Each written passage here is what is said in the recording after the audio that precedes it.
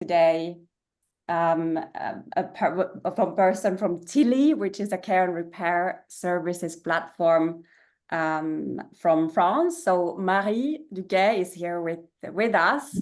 So what we're going to do is we're doing a little interview with Marie first. Feel free to put in your questions while we're speaking, and then the floor is sort of open for questions on the second part of the webinar. So Marie, really nice to have you here. Could you perhaps give us a very brief introduction to everyone? Yes, sure. Hello, everyone, and I'm also very happy to be here today with you and to talk about care and repair. As Ricky said, I work for a French company. It's called Tilli, and I lead all the growth-related subjects for the company, and it's a very passionate job, and I'm very happy to be able to share a bit more about this today with you. Tilli, what makes it interesting is that Tilli is a company that was created in 2017, so it's been in the care and repair landscape for a while now. The company was founded in Paris, founded by 3 founders. And as I said, the company has been in the field for quite some time and has had a constant growth. But what makes it extremely exciting is more recently, I would say about 2 years ago, we've started really to see a switch and to see a bigger move, let's say, and global move coming from both the public authorities, new policies, new regulation, coming also from partners, business partners, from brands, from retailers, from consumers, and from artisans as well, from craftsmen. And we are at the junction of all this. And we've seen something much bigger grow for what I would say about, yes, a year and a half, 2 years. Right. Yeah. And thanks for that, like a little bit of the background, because I think for the audience today, it's important to kind of, and maybe to some extent, something that we wanted to a little bit dig deeper, because I think with Tilli, we've sort of seen an evolution that you guys started already pre-COVID, and I guess a period where, you know, there wasn't that much legislation, because I mean, these days, at the moment, we're talking about a lot of different EU legislation addressing the circular economy, and there's a lot more hype, let's say, around the topic. And I guess as well, I would feel that Tilli has been one of the pioneers in that sense, that you've I guess really nicely identified the opportunity here and kind of the value that these services can bring. Would you be able to open up a little bit more about those early stages, just in terms of how did the service evolve, and what would you kind of identify as those big sort of milestones that now that you reflect on it, what were the kind of the turning or important points that you could help us also see? So if we go back to the origins of Tilli, the main purpose of the company was to really talk to end customers, to individuals like you and me, and to give them the ability to order a seamstress or a tailor from the comfort of their home, and to have someone come directly to their place. That was really unique at the time, and was the main innovation that we brought to care and repair. Is one, to digitize, so you could order from your computer, from your smartphone, and then you could have someone come directly to the place of your choice, at the date of your choice, time of your choice, to go through your closet with you, and to be able to give you the best quality of service, and to also have that direct exchange between an artisan, a seamstress, a tailor, and yourself, because Tilli was born with what I think is a beautiful mission, is to really reconnect us to the artisan, to the people who make the clothes, to the people who can alter, adjust, repair the clothes. And it's really a very big portion then of who we are, to be able to make that physical encounter happen between an artisan and a customer. So this is how we were born, and we were born only for textile products. So we were really focusing on fashion, on home decoration. And we saw that after some time, and more recently, with all the traction that we saw also with the service, we opened up to new product categories. So now we do textile still, but we also do leather goods, we do footwear. And another way we operate now, which is becoming bigger and bigger, and which is for me a clear sign of how much care and repair is being fully embraced, let's say, by everyone, is that we work a lot now with brands, with partners who want to be able to offer those types of service to their end customers and require the technological solutions and also the craftsman capacity to be able to do it.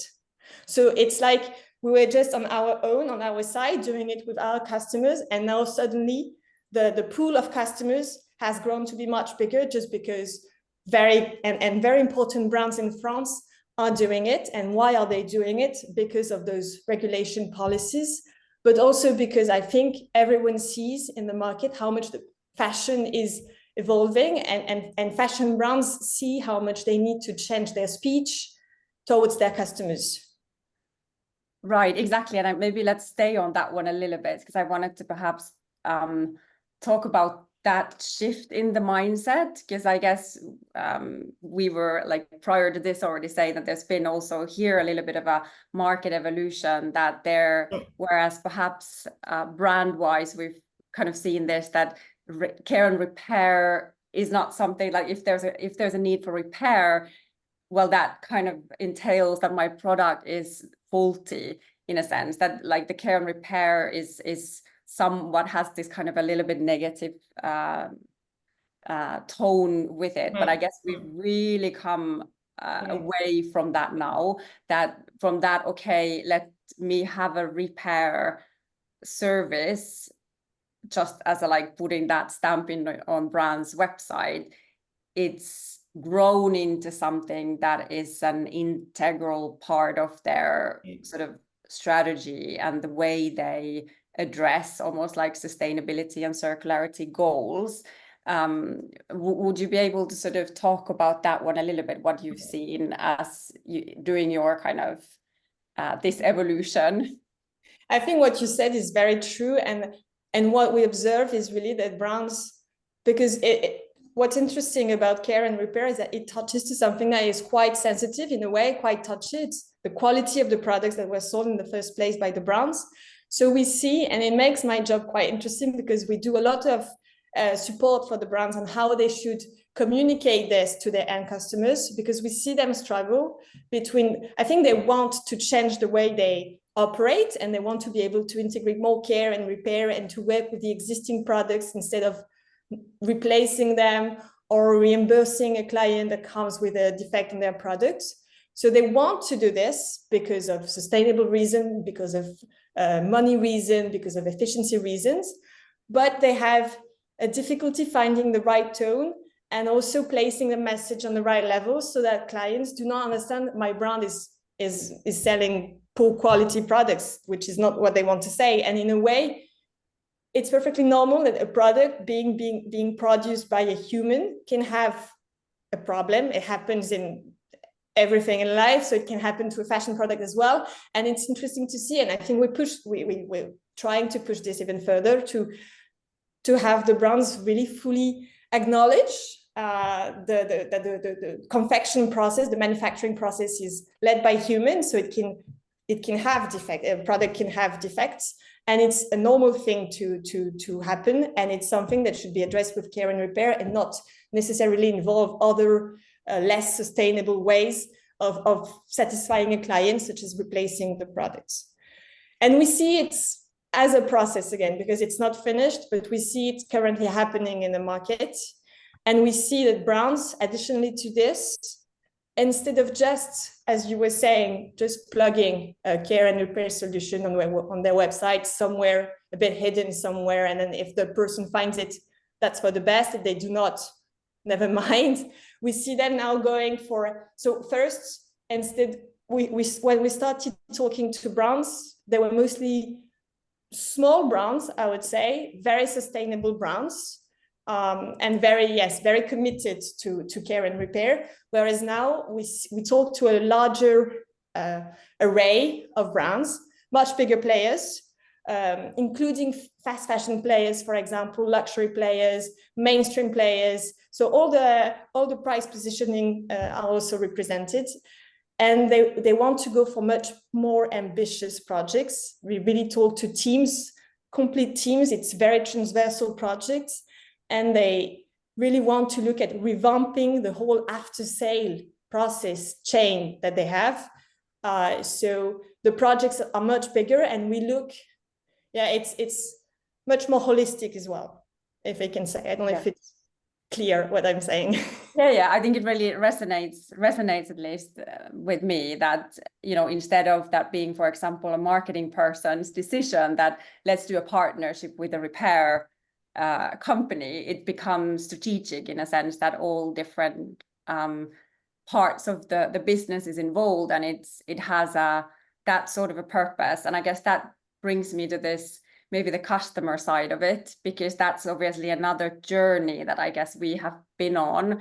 That for example, we said before that I guess most of us has kind of learned this kind of mentality that you don't, like, for example, when we look at the warranty, like products very often come with a certain level of warranty. Some brands maybe offer longer warranties, but I guess in the mass consumption kind of practices, it's not very common to go back to a brand and say, well, or like return something, and the brand would actually offer you a repair service instead of replacing a new item. So I guess that's one of the things that we're kind of seeing a little bit of change, but where the potential is kind of bigger, and we're kind of addressing those underlying consumerism sort of behaviors that need to change as well. Have you seen, like, how do you see that? We can jump into perhaps more looking specifically at that consumer side of it, because that's in constant evolution as well, right? For sure.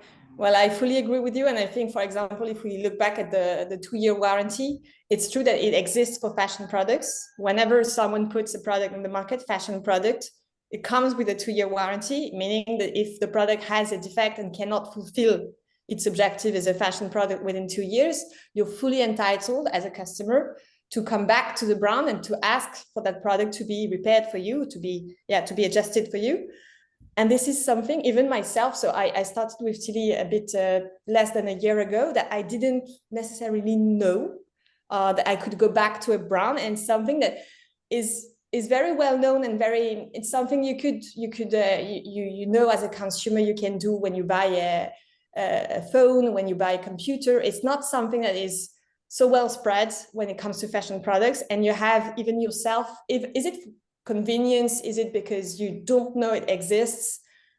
It's still something where we're looking into to understand, but it's really something I think we have a lot of triggers here to pull to be able to make the consumers understand that they can go back to the brand who sold the product in the first place.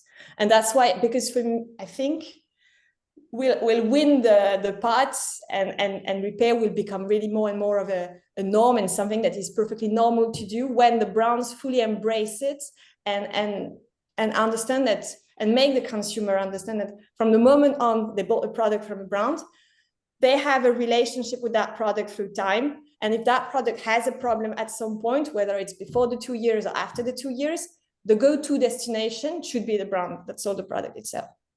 Yeah. And I guess I wanted to ask there that, like, have you recognized certain actions, or just going back to those things that we're kind of more seeing the strategic way of managing this as a service with the brands, that it starts to kind of involve other almost like customer engagement initiatives? Like, is that something that you look at, or like in what angle would you sort of address this? Like, would you run, for example, with your Tillist, some sort of repair campaigns that you serve the brands in this way, or if you have any other examples that could speak to this customer engagement side of things? So we do things, as I said, because part of our activity remains a direct-to-consumer activity. So we, Tilli, we do actions on our side to our customers, towards our customers. We are lucky in a way to being in France. A lot of things are being done, and we have some key moments in the year in which there are public campaigns, so supported with public funds to make noise around repair. So we always participate into those to be able to massify, to expand the level of noise and awareness that we can build around repair. I think one key angle that is also being worked on in France is really working on the image, the price image that is connected to repair, that is often said to be too expensive. Yeah. So with the bonus réparation, the repair bonus that was launched last November in France, it was launched and it's supported again by public funds. And part of the funds go directly towards supporting the mechanism of driving the prices down. But another part of the mechanism is really to support communications around this, to be able to make it known by consumers that they can go to a repairer and have the product repaired and benefit from lower prices to do it. One example, which I think is interesting in the field, is not directly related to care and repair at the moment, but is connected to resale, is the latest campaign by Vestiaire Collective, comparing, prices of a product that you buy firsthand from fast fashion, for example, and compare it to the number of uses that you'll have for that product, and that same product that you buy secondhand luxury, and the number of uses for the same product, and showing everyone that the number, in terms of the number of uses, the cost of the product is lower if you buy it secondhand compared to if you buy it firsthand, cheaper from a fast fashion brand. So we could have similar sorts of mechanism, and it could make perfect sense as well to do it in the care and repair field. My dream with Tilli is that we manage to do this. It requires a bit of funding and a bit of investment, which we are aiming to find and to be able to provide. But at the moment, yes, I would say we rely a lot on what's going on in France, and that is supported by the public regulation and policies. Another key aspect for me that will really push on repair towards end consumers will be the digital passport, because having all that information connected to the product itself, on the product itself, and you can easily access the information in your product and see that you can repair it, how you can repair it, with whom you can repair it, where you can find the spare parts if you need, will really make a difference and build up also that automatism, let's say, with consumers. Yeah, no, absolutely. And I guess, we've sort of experienced this, that the lack of digitalization in this chain has really been one of the challenges that we see. I wanted to just, like, one example that came to my mind from that consumer point of view, and I think I saw that from this UK-based, the Seam, that actually quite openly published some of the data around the fact that if you, as a brand, I guess, or as a service provider, if you show content around, like, even just to say this is the repaired item before and after, or kind of the process of managing or caring for that product. I can't remember the numbers on top of my head, but the fact that those kind of content, for example, on social media, do get a lot more engagement from people than perhaps something else that is kind of new product, like, okay, our collection is out or something like that. So and I guess actually very much linked to your strong value proposition around the human touch that we're kind of getting in the service, right? And I fully agree. I think in a way, and it's also quite funny and interesting about care repair, is we go back to the basics in a way, because we are showing again a human hand working on a product, and people tend to forget that, before having the products in a store, they were manufactured by someone, and we go back to that history of products are being sewn, were constructed by actual people, and this is something that is really quite engaging with customers. We find the same results as the Seam did. Yeah, no, absolutely. Okay, so the one topic that I really wanted us to talk about was almost like this, the skill set and the competencies required for care and repair. So obviously you have a very specific model around your Tillists that you, if I understand correctly, you sort of almost like you become certified Tillist if you work in the Tilli team, and you have both sort of network of independent seamstressers and tailors, and then you also work with a couple of centers, if that's correct. Could you, I guess, quite open, like whatever you want to share, because I think this is something that many people think of the industry, care and repair, that, oh my God, it's, yeah, we're talking about these sort of type of jobs that will never scale, and it's very difficult, we're lacking the resources, and it's that being one of the sort of the hurdles of the industry to really sort of scale. But would love to have your kind of view on that. You're right. In a way, it's a struggle. You're right. But how we address it at Tilli is, as you said, we accumulate these two models. One is we rely on a community of artisans, at the moment based in France, but we are expanding now to Europe. And I think in terms of the official figures that you see, we tend to see that additional people that are not within the official figures are also part of our community. Just to give you an example, we see that out of the community of Tillist artisans that we have, about 20 or 25% of them really start officially their activity, freelance activity, from the moment they join us, they join Tilli. So before that, they were already artisans in a way. They already had the skills, but they were not declared as artisans and cannot be accounted for. So that's one thing. And we see, for example, at the moment, we operate with a network of around 600 artisans in France, but we constantly try to appeal to more artisans and to build up the community. And we already have a community in France, again, only of over 3,000 artisans who have expressed interest and are already ready to join as soon as we pull the trigger. So that's one thing. And we accumulate this with also a network of atelier. We have an in-house atelier because we need to have that flexibility of serving both very local demands. And those artisans help us do that because they are based everywhere across France. And we also have the atelier to be able to service specific needs from specific brands, to have specific machines also to be able to go into deeper technicalities of the products. That's one thing. And the latest thing I want to add to this is that Tilli is becoming more and more engaged also with training new people, so training our existing pool of artisans so that they can have new expertise or they can increase the level of expertise they already have, and they can serve more orders from our customers. And we're working at the moment to be officially accredited by the French government so that our training sessions can be officially recognized as qualifying for new people to become artisans as well. And this is already in action. We already started doing this in 2023, already trained about 50 new people, and are going to continue and want obviously to expand this. Great, sounds good.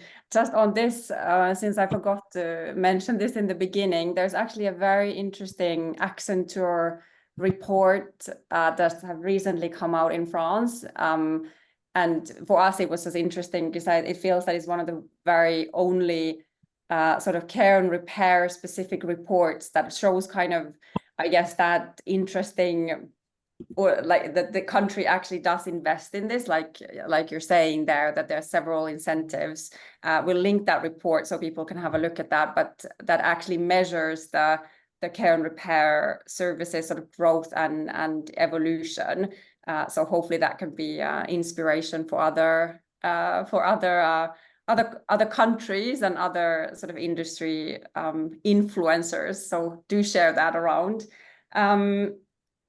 Before we start the questions, perhaps I wanted to come back to that sort of where we are now and the growth that we're kind of seeing in the industry, because I guess, yeah, you have a long history, but there are more and more care and repair services popping up in various countries. And it's definitely more kind of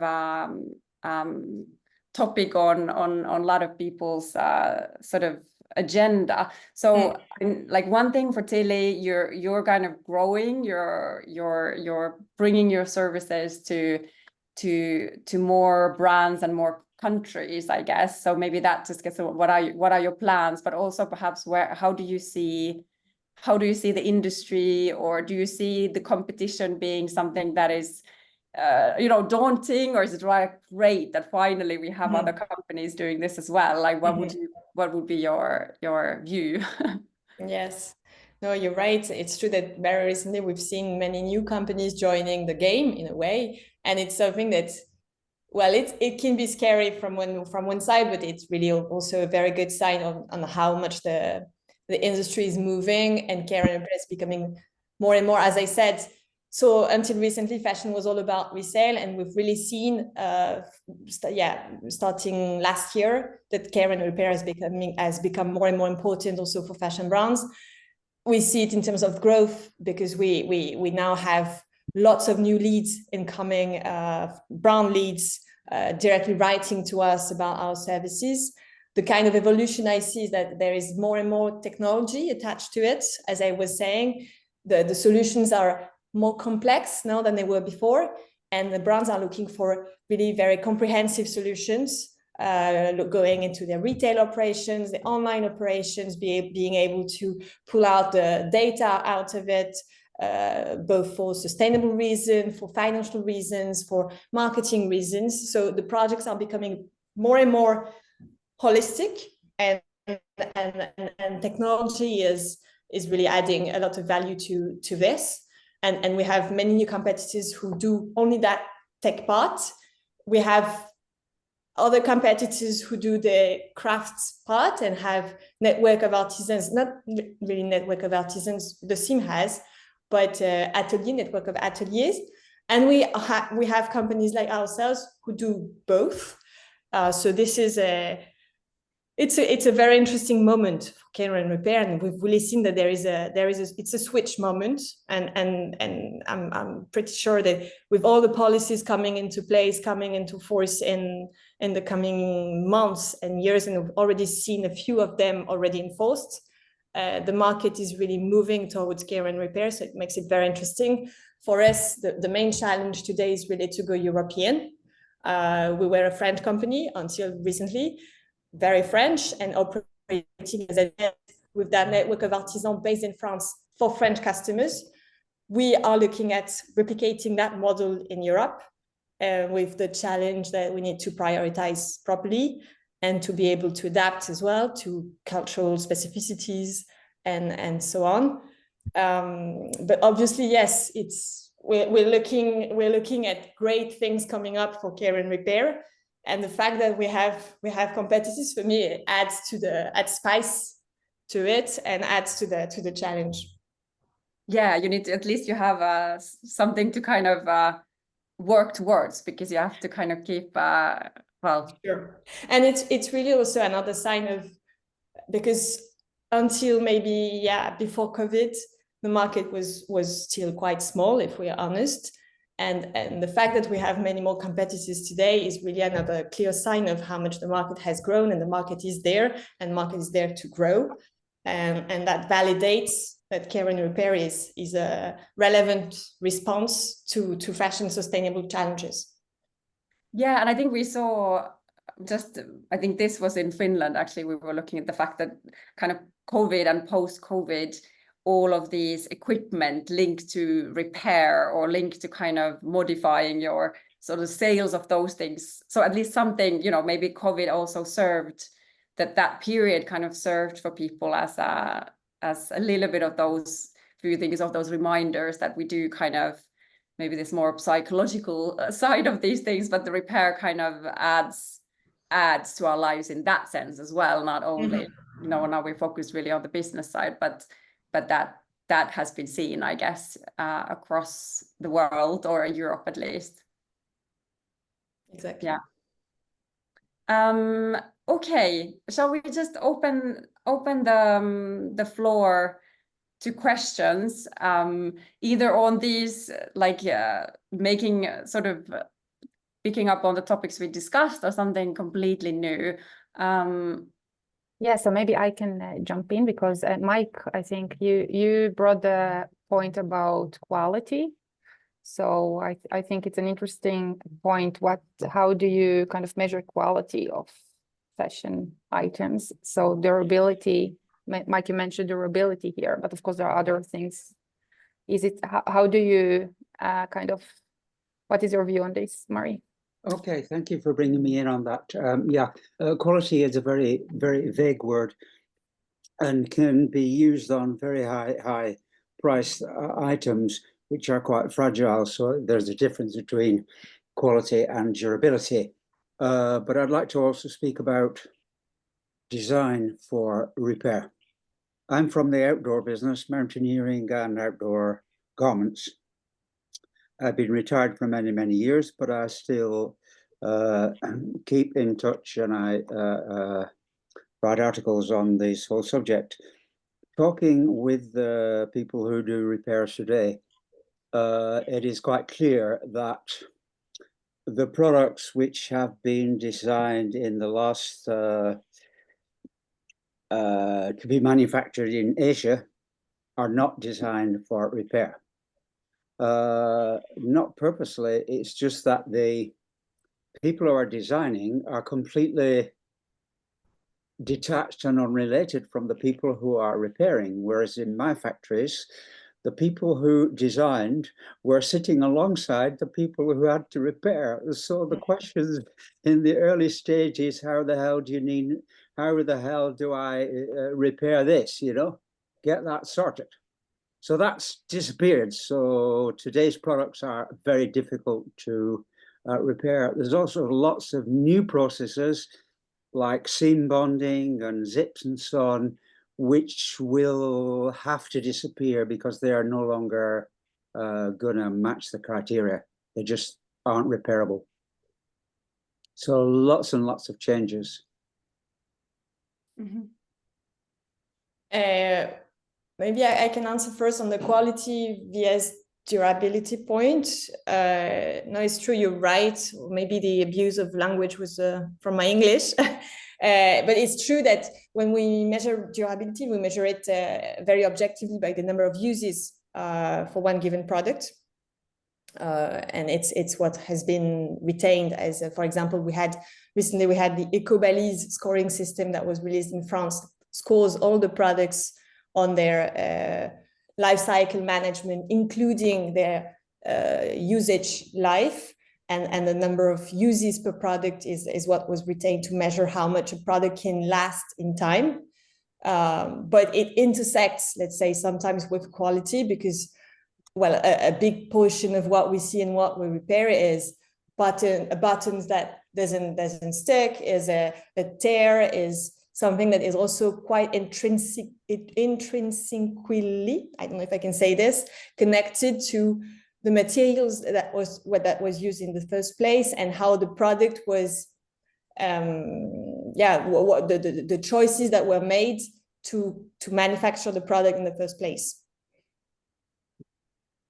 And going to the second point, for sure, and we do work with ateliers in France and those ateliers do manufacturing and they do repair, and of course it builds up the synergies to make it easier, but it doesn't necessarily mean for me that you cannot repair a product that was manufactured in Asia, and we actually do it every day. And what's interesting about repair is, for me, it's a false idea, it's a preconceived idea to think that you can only repair a product that is a high quality product. In a way, it's sometimes often more difficult to repair a product that is a more fast fashion product, but it's still possible. And we see quite many customers coming to us with fast fashion product. We do not only repair luxury products or premium products. This is not true. We also repair Zara products. We repair a lot of brands that are not premium brands.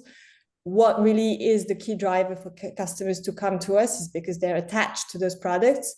And the price has to be worth it, for sure. But the main driver is really the attachment to the product and the emotion connected to that product. Can I quickly jump in and ask a kind of a linked question there on the quality? That do you still see?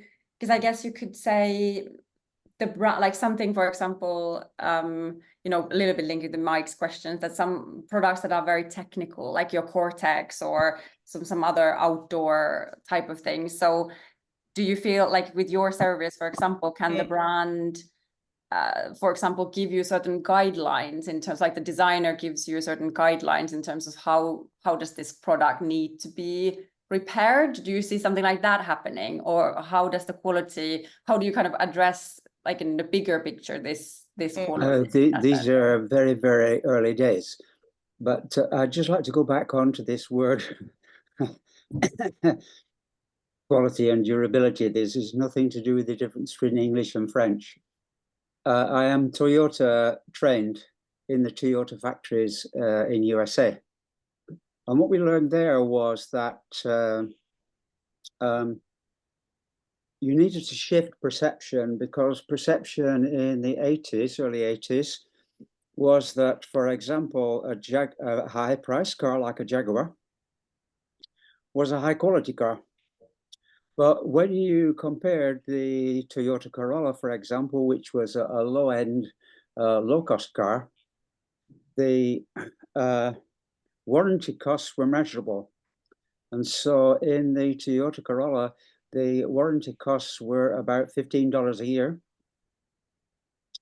You would never guess how much the warranty costs were on the Jaguar, $1,200 per year. And so the Jaguar was perceived as the high quality because it was high priced. But it was more fragile. Toyota was considered as the not so high quality. So this is nothing to do with language. This is to do with a perception of what quality and measurability of durability and reliability is about. No, what I was saying is not a language thing, it's the abuse of language. It's I use a word for another one, but I do understand the difference between quality and durability, and we have the same words in French. But it's just, it was a quick way to speak. It was not related to what I put behind those concepts, which I understand are different. Mm-hmm.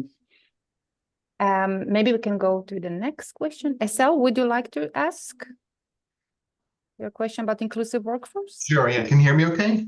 Yes. Yes. Yeah. Yes. So I'm actually doing research right now in a PhD program on diversity and inclusion and how it interrelates with the fashion industry in circular economy.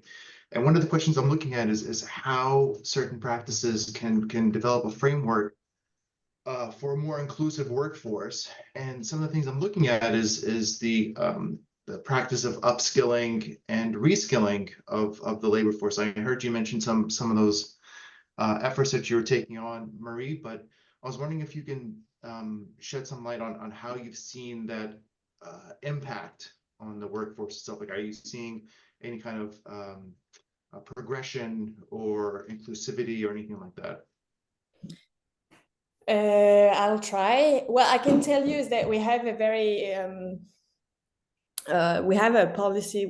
For example, we're also a social company, so meaning that we're also aiming at hiring artisans that come from immigration sometime or other backgrounds, to be able to integrate them through work and to drive them back, or some people also that had a job in the past and lost it in certain reasons, and we bring them back to the workspace with our Tilli offering. And what I think they like, and most artisans like about our model, is really the complete flexibility that we give them, and they remain in full control and full power of what they do, how they do it, and how they want to work with us.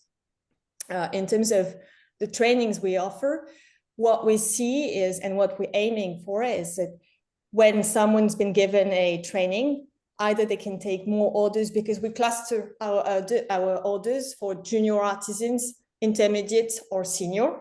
And when you become junior, when you were junior, you become intermediate, you can take more in terms of the array of possible missions you can take. You can take more, and they also pay more because they're more complex. So we give them more money back, and we also see that the engagement with an artisan that was trained is bigger with Tilli. because as Rika was mentioning, they are freelance, so they can really decide whether or not they want to work with us and how they want to work with us. Once they're trained with us, they tend to take more missions with us, to work more as well. So it's more revenue. Okay. Have you realized any benefit in terms of perhaps ingenuity or redesign of your efforts as a result of having a more diverse workforce as artisans? Well, in a way, we work. I'm going to try to answer your question. I'm not sure I understood it correctly, but we are a marketplace. We work as a marketplace in a way, so we really respond a lot to demands, and we tend to open new. For example, just to give you an example, we opened a partnership with a sportswear brand, and to connect also to what Rika was saying, sportswear means specific technicality on products. So we had to invest in getting artisans to be able to answer those specific demands. So we really work more on we respond to a specific demand and we'll find the right people to do it. Makes sense. Yep. Thank you. Nadine, would you like to be next? Yes, hello. I'm sorry I cannot turn on my camera. Hi, everybody. Hi, Marie. Hello. It's very nice to hear about your project. And you just mentioned that basically you operate as a marketplace. But you also, if I understand correctly, you do collaborations with various stakeholders, including brands and fashion brands. So looking at, for instance, the initiative of a platform like Vestiaire Collective, who has chosen to remove fast fashion brands from that platform as a way to fully embrace their vision in terms of sustainability and circularity. In your case, in the case of Tilli, when you're collaborating with fast fashion brands, do you feel like in a way you could be indirectly contributing to the greenwashing, or to when you don't really have, like strict boundaries or like a strict, I would say, way of planning your expansion? If we go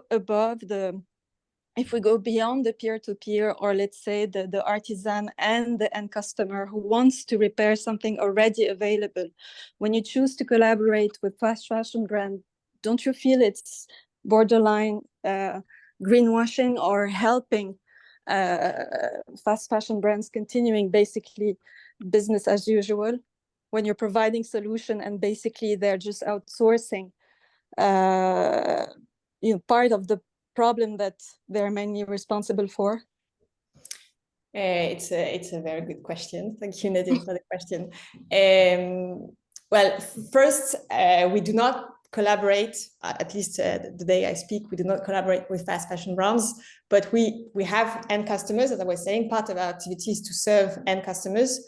And when a customer comes to us and has a Zara jacket, we never say no, because we do not want to cluster and to segregate in a way customers that wouldn't have good enough products. Yes. So that's one thing. And the second, I think the parallel between resale and care and repair stands for a certain distance, but not all the distance, because I don't think that, well, I'm trying to look at it from different ways and different perspectives, but for me, care and repair really does not push on consumption of new. It really pushes on having a product last longer, which is something that we should only encourage, even though the product... This is from the consumer point of view. And now legislation is really pushing to put the responsibility on the brands and the manufacturers. And I 100%, believe that the consumer is very much, responsible in the situation, this consumerism and, like use and discard and fast fashion. But also now, what we're noticing is legislation is trying to push manufacturers and brands to take part in, solving the problems and instead of let's say, governments having to think what they're going to do with the, let's say, the of garments that end up, like unused and thrown away, and do with them. So, well, then in a way, I think if a brand, and it can be any type of brand, wants to offer a solution so that their products last longer, I'm not sure. And we do not want to place ourselves in that position. For us, we want to our mission remains quite simple. Maybe that's an easy way out, but we want to be sure that a product, once it's on Earth, stays in a good condition as long as possible on Earth, so that it can be worn again and again by the consumer who bought it. Yeah. But I also get your points, and I think it goes. And another thing with care and repair is that it really pushes brands to also produce better, more durable products, because they can see that they can maintain a relationship longer with the clients if they can wear their products longer. I'm not sure how, like fast fashion brands are ready for like a degrowth strategy, honestly. And I'm, from the fashion, I work in fashion as an independent designer and also as a consultant. And it's really hard to just, stay positive. I don't want to sound very dark, but it feels really overwhelming, how much, like marketers and fast fashion brands have so much power now, and how basically they're dictating the rules of the market. But again, I really get what you're saying as well. I really get what you're saying. I want to be optimistic, let's say, and think that it will push collectively the industry to produce more quality. I will use that term, more durability, and to refrain from putting on the market too many products that are difficult to repair, as you were saying before. Yeah, and I guess I wanted to also go back to, because maybe this is to some extent linked to the legislation, like the DPP is one. Like if we think that that's a legislation that is coming where there's an obligation from brands to put only DPP products on the market. So that puts one. And I guess another one is the extended producer responsibility, that if we start heavily taxing or putting that responsibility really the end of life or the full life management to the brands. So these are some of the forces that hopefully we start seeing some progress as well, and at least keeps me a bit more hopeful of the. And in the same line, the scoring system that is coming into force in France, for example, gives a score for a given product. That product being repaired or not repaired will change slightly that grade. But if the product is not well produced in the first place, and if the product is a fast fashion product, the grading of that product will necessarily be much worse compared to a brand that made the effort of producing their products in good condition. Again, maybe I'm a bit idealistic, but I want to be. Thank you, Marie, for your answer. Thank you. You're welcome. I think we have time for another question, maybe the last one. Sorry. Thank you. The question regarding the consumers and their kind of perception or the behaviors now that they've been using these kind of repair services quite a few years already, and what you've been offering. So what is your view, or have you been receiving any feedback from the customers that you have, that if their perception what they buy and the materials what they buy in form of garments, that has changed? You mean that our customers would have changed their consumer habits, is it? Yes, that, and then also that kind of being able to build up better understanding regarding the materials and then what they buy. Yeah.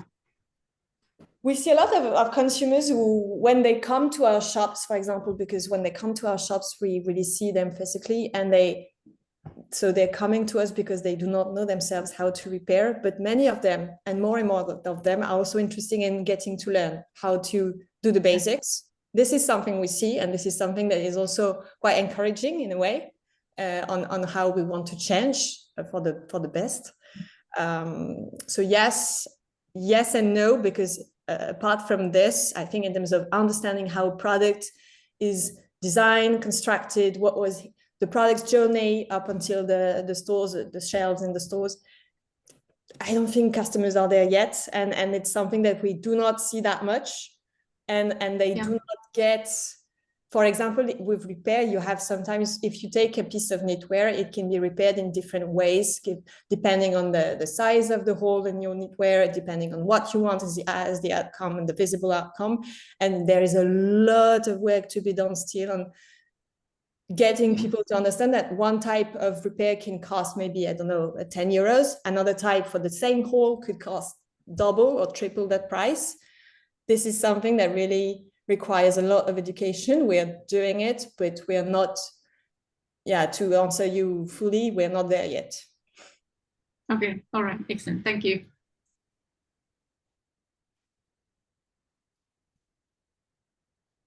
Okay, I think we're starting to wrap up. Or Alisa, did you have, you could throw in one more question if you wanted to.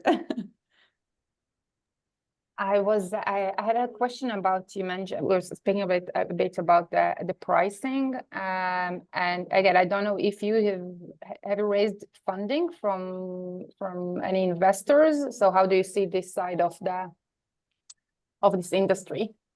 So the company is supported by the fund. The name of the fund is 2050, which is a philanthropical fund. So we have a very, very specific and special, and we're lucky to have a special connection with our funders. And we're also in the process of raising a Series A. So it's something going on. So far, yes, aside from that specific fund, we didn't do any specific fundraising. And it's something that is, quite new for Tilli in its company's history. Yeah, I'm asking because, of course, it's still quite challenging for circular startups to raise funding. You, of course, are not maybe a startup in the early stage, so it might be, hopefully, easier, but yeah. No, it's true that of course it's challenging, and we're not helped with the political context in France at the moment, and with the economical, of course, the economical context for brands, for example, is not making things easy. Do you see that there are funds that are more? I'm sure there are, but what kind of funds are kind of more relevant for you? Are they more like impact funds, or what kind of investors? Yes, definitely impact funds. What's good to see is that many funds today are really very interested in companies like us in a way, because we are at the intersection of many things. There is the market, there is the economics, there is also the sustainability connected to it, and sustainability is a very strong driver for funding at the moment. So yes, definitely. So sounds good. Yeah, and I think, keep going, because I think you are kind of an inspiration to many startups in this sector and in the industry. So we need to keep going. But thank you so much, Marie. It was great to have you here. Very insightful discussion. Thank you. Yeah. So it was our last webinar in this first part of the year series. We maybe have some plans to continue in another topic later in the year. Alisa, do you want to say a few words just to close? I think it has been a journey, and I think there are many people who have been here in many of the sessions. So I've learned a lot. I'm sure that all of you, and I would like to thank the speakers, of course. So thank you, Marie, and as Niels, you mentioned that we've had great guest speakers. So I think we see more and more people who are in this industry related to circular economy. So it's I'm optimistic about the future, because we are not few people anymore. We are quite a lot. So yeah, thank you, Rika, of course, also for being part of that. So as Rika mentioned, we are planning another series about a different industry. So looking forward to see you all also there. And yeah, happy holiday and great summer to all of you. Yeah. Thank you for inviting me, and happy holiday as well then. Yeah, enjoy the sun. Hopefully not too hot, but nice summer. Thank you. Bye-bye. Bye-bye.